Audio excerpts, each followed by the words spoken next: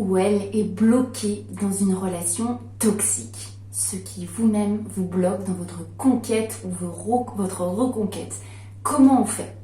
Bonjour à toutes et à tous et bienvenue sur ma chaîne Esther Valentin, votre coach spécialisé en vie sentimentale.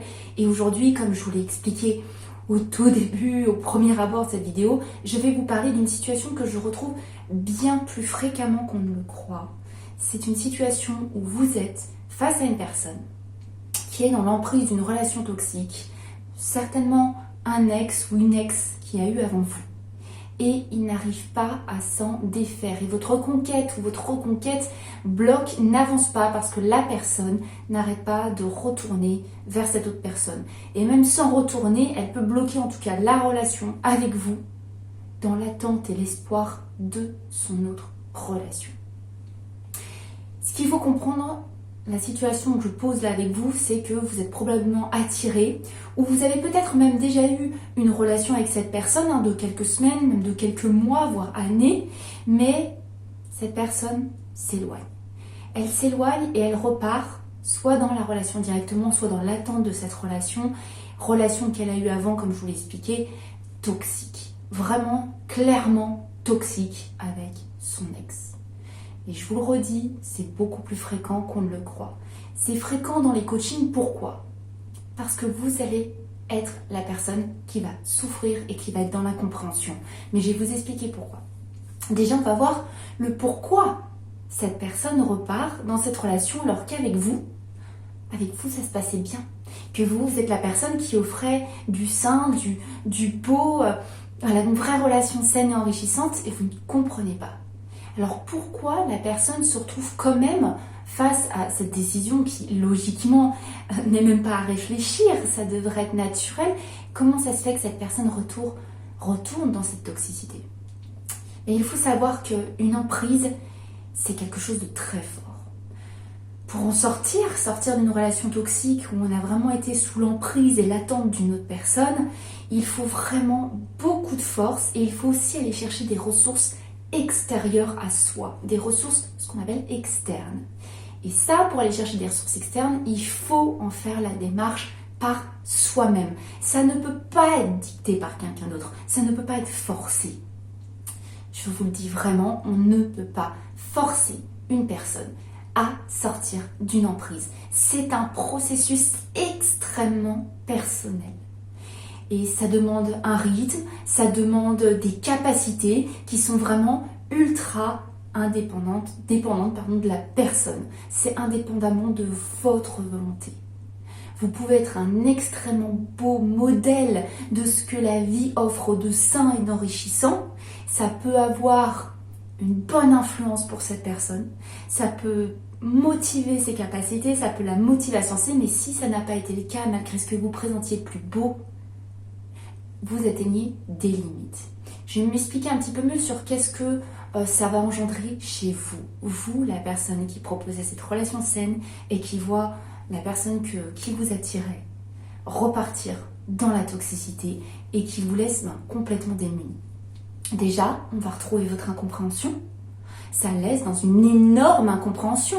Vous êtes la personne qui offrait quelque chose de sain, quelque chose de beau, il y a des bons moments, il y avait tout ce qu'il fallait pour construire la plus belle relation qui soit, la plus riche qui soit, et malgré ça, l'autre personne va retourner dans ce qui vous semble mais intolérable, injustifiable, peut-être du contrôle, même de la soumission, de l'isolement, je vous laisse voir mes vidéos sur la toxicité, mais c'est facile de placer le mot toxique quand on a un regard externe et que vous voyez la personne que vous aimez attirée par le fait d'être insultée, peut-être même battue, en tout cas contrôlée. Récemment, j'ai eu un coaching où la personne, la femme qu'il essayait de reconquérir, était dans l'emprise de son ancienne relation, il retournait, c'était son conjoint qui la privait de son portable à certaines heures, demandait vérification et elle était complètement dans le contrôle. C'était terrible, je vous en passe les détails, mais pourtant c'est là qu'elle retourne. Donc ça vous laisse dans une incompréhension sordide. C'est qu'est-ce que je peux faire de plus? Moi j'offre le beau, on choisit le malsain, enfin qu'est-ce que je peux faire? Vous comprenez que c'est au-delà de vous.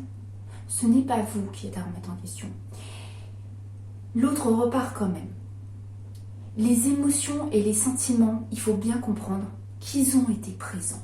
Si cette personne a été auprès de vous, a été attirée par vous et même a été en couple avec vous, ça ne veut pas dire que ça n'a pas existé. Les émotions, les sentiments ont bien été présents si cette personne a la force d'être avec vous, l'envie d'être avec vous tout simplement.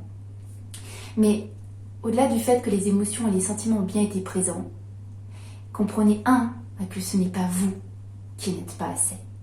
Pas du tout. Comprenez aussi que c'est l'autre qui s'est fait emporter par ses émotions et ses sentiments.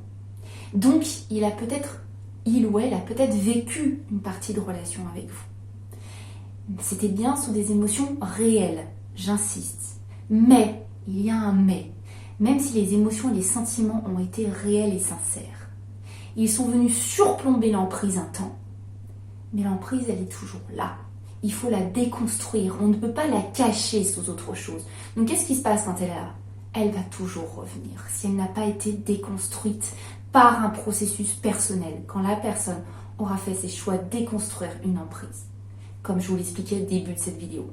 Donc, si elle s'est faite emporter par ses émotions, sentiments, elle est ensuite rattrapée par l'emprise qui n'a pas été déconstruite. N'oubliez pas, quand je dis emprise, c'est une emprise psychologique. Et une emprise psychologique, je vous assure que c'est bien plus fort qu'on ne le pense, qu'on ne peut le concevoir si on ne l'a pas subi. On peut essayer de comprendre, mais on n'est pas à la place d'une personne qui vit une véritable emprise. Sinon, il n'y aurait pas des thérapies avec des psychologues qui aident des femmes ou des hommes pendant des années à quitter leur relation avec une personne même qui les bat. J'utilise la violence physique parce que c'est beaucoup plus parlant. Mais la violence psychologique, j'ai fait une vidéo sur le sujet, c'est extrêmement brisant. Donc une emprise psychologique, c'est très très fort. Ce qu'il faut savoir, ce que ça va aussi engendrer chez vous, c'est que vous allez être dans l'attente.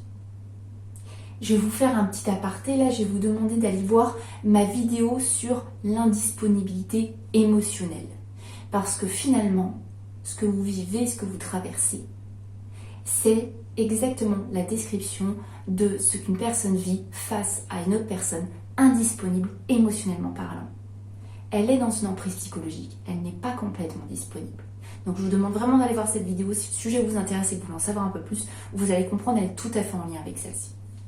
Et donc je vous disais que votre attente à vous va se mettre en place.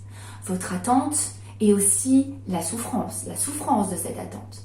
Il faut bien comprendre qu'une personne qui est dans l'emprise vis-à-vis d'un autre ou d'une autre, elle va être instable.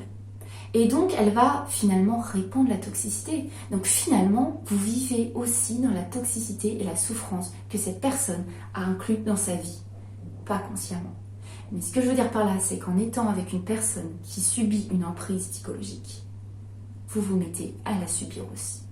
La toxicité, c'est comme un venin. Si on y est complètement, je vais reprendre ce mot qui est très fort mais qui veut tout dire, si on est complètement sous l'emprise de la toxicité et qu'on se lance dans une nouvelle relation, dans ce comportement-là, on risque de finalement prolonger la toxicité parce que nous-mêmes, on est indisponible émotionnellement, on va faire vivre l'attente à l'autre.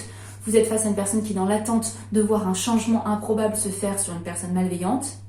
Vous êtes dans l'attente que la personne réalise que c'est impossible ce qu'elle attend. Résultat, on peut transférer ça ad vitam aeternam.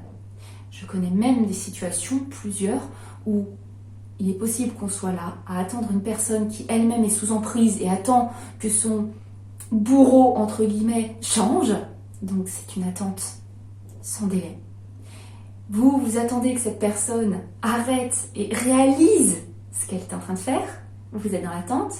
Et il est même possible que vous soyez mis dans une relation pour essayer d'avancer et essayer d'oublier. Et étant dans l'attente d'une personne en attente, vous faites aussi souffrir une autre personne. Ce schéma-là, si je vous le raconte, c'est qu'il est récurrent. Je le vois très fréquemment. Regardez comment la toxicité se répand. Elle part d'une personne. Et tant qu'il n'y a pas une personne qui a la force de stopper la boucle, ça s'étale. Il faut quelqu'un qui coupe et qui ait la force de le faire. Donc, justement, que faire si vous vous retrouvez dans cette situation que vous avez bien compris, où vous avez fait tout ce qui est en votre pouvoir, et votre pouvoir c'est quoi ? De donner le meilleur de vous, d'offrir quelque chose de sain, de responsable, de beau, de vivre des bons moments, d'exister, d'oser être vous, tout simplement. et ça ne suffit pas? À quel moment vous pouvez vous dire « je ne suffis pas, que dois-je faire de plus ?» Attention, prenez soin de vous. Et donc que faire? Ça va être conseil principal, ne pas s'oublier, ne pas chercher à sauver l'autre. Le syndrome du sauveur, c'est dangereux parce que même si on a très envie, même si on est attaché à la personne et que humainement parlant, c'est terrible de voir quelqu'un souffrir, de savoir que ce n'est pas les bons choix qu'elle est en train de faire, il ou elle est en train de faire, je parle de cette personne, et de devoir dire j'arrête de faire quelque chose. On a presque l'impression qu'on manque d'humanité ou d'empathie. Et pourtant, vous n'aiderez jamais une autre personne en donnant tout et en oubliant votre propre bien-être et en oubliant votre propre bonheur. Être dans cette attente ne fait qu'entretenir ce que la personne vit. Elle reste dans une zone connue où tout le monde souffre et tout le monde n'avance pas. Personne n'avance en gros. Donc quel est le conseil principal? Ça va être très contre-intuitif. Je comprends que vous avez probablement des sentiments très forts pour cette personne. Mais de commencer à se dire si cette personne doit changer, si je peux avoir un impact dans sa vie pour qu'elle lance le processus de déconstruire l'emprise et de la toxicité avec l'autre. Je ne dois plus attendre, je ne dois plus subir, parce que cette personne sait ce que c'est de subir, elle le fait constamment. Je dois montrer autre chose. Et qu'est-ce que c'est autre chose que subir? C'est agir. Agir, c'est quoi? C'est pas aller frapper la personne ou s'immiscer dans sa vie. Je vous assure que ça n'aidera en rien. Faire des actes à la place de l'autre, vous n'avancerez pas un processus de destruction d'emprise. Par contre, c'est montrer l'exemple. Ça veut dire que vous allez devoir, vous, montrer ce que c'est de se respecter, de ne pas accepter la toxicité. Par exemple, pour la toxicité, j'entends l'attente, l'instabilité, la déraison. Non, malgré tous les sentiments que je te porte, je n'accepte pas cette attente, je ne l'accepte pas pour moi. Je ne peux pas faire plus que nécessaire pour toi. J'aurais pu être le soutien nécessaire, j'aurais pu être à ton écoute, mais jamais en m'oubliant, je prends soin de moi. Et là, ça n'avance pas dans une bonne direction pour moi. C'est l'influence la plus belle et la plus forte que vous pouvez avoir pour quelqu'un qui s'enferme dans la toxicité. Parce qu'au moins, vous lui montrez qu'il est possible de faire autrement, en servant malheureusement d'exemple. Vous ne donnerez pas la force à une personne. Par contre, vous pouvez être la force qui montre l'exemple à une personne pour qu'elle y croie, pour qu'elle sache que c'est possible. Soyez la possibilité. Et si même malgré ça, même en reposant des limites, en disant non, en n'acceptant plus de cet enchaînement de toxicité qui vient d'éteindre sur vous, en prenant du recul en disant écoute, la situation ne bouge pas de ton côté, je ne vais pas laisser la mienne paralysée. Quelqu'un doit mettre fin à ça et je vais le faire là où j'ai le pouvoir, donc sur ma vie et sur moi. Si je mets des limites, prendre la distance, si la personne ne réagit toujours pas, vous allez devoir être patient et résistant. Un exemple, ça ne se montre pas en une fois avec un discours verbal. Ça se montre parce que vous continuez de prendre soin de vous et vous montrez que ça vous est bénéfique. Même si ça fait mal tout de suite, ça vous est bénéfique pour du long terme. La personne, vous lui donnez peut-être dans sa vie une issue de secours, une possibilité de voir qu'on n'est pas obligé de rester figé parce que quelqu'un d'autre l'a décidé. C'est le plus beau conseil et à la fois le plus dur, mais c'est souvent sur les chemins les plus longs et les plus difficiles pour notre cerveau qu'il y a de la réussite. Et là, vous avez la possibilité de faire changer les choses. N'acceptez plus la toxicité pour montrer exemple à une personne qui, elle, l'a subie et la maintient dans sa vie. Je vous souhaite vraiment de prendre bien soin de vous et de faire attention au venin d'une toxicité. Ça se répand vraiment très fort si on ne trouve pas dans cette chaîne une des personnes qui va prendre assez soin d'elle et s'estimer assez pour dire stop, moi je ne veux pas de ça dans ma vie.